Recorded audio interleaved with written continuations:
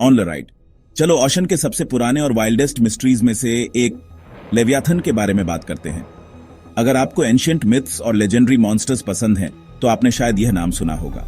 पर लेवियाथन असल में है क्या और इसने हजारों सालों से कहानियों को क्यों हॉन्ट किया है? सबसे पहले लेवियाथन सिर्फ कोई सी क्रिएचर नहीं है। ओल्ड टेस्टामेंट की बुक्स में जैसे जॉब, आइजिया, साल्म्स इसे एक लीड रोल मिलता है। राइटर्स इसे एक मॉन्स्टरस बीस्ट बताते हैं जो वेब्स के बहुत अंदर रहता है। ये इतना पावरफुल, इतना अनटेमेबल है कि इसे सिर्फ गॉड ही हरा सकते हैं। इमेजिन करो एक ऐसा सर्पेंट जो एक बैटलशिप जितना बड़ा हो, जिसकी स्केल्स स्टील से भी ज्यादा टफ हो और जो आग और धुआं फेंकता हो जैसे किसी बुरे सपने से निकला हो। उसकी आंखें अंधेरे में टॉर्च की तरह जलती हैं और जब वो दहाड़ता है तो पूरा समुद्र कांप उठता है। वो है लेवियाथन। पर लेवियाथन सिर्फ ब्रूट स्ट्रेंथ के बारे में नहीं है, यह एक सिंबल है।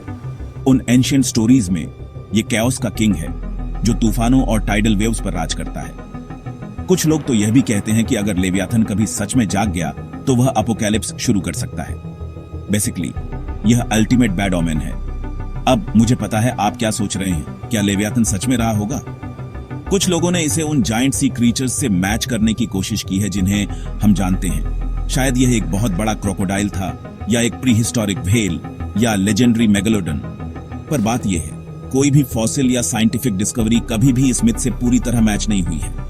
ज्यादातर स्कॉलर्स के लिए लेवियाथन इस बारे में ज्यादा था कि लोग किस चीज से डरते थे, न कि उन्होंने असल में क्या देखा। देखो, एंशिएंट टाइम्स में ओशन एक बहुत ही डरावनी जगह थी, मिस्टीरियस, डार्क, अननोन डेंजर्स से भरी हुई। लेवियाथन उस डर को समझने का एक तरीका बन गया, एक मॉन्स्टर जो अनएक्सप्लेनेबल को एक्सप्लेन करता था।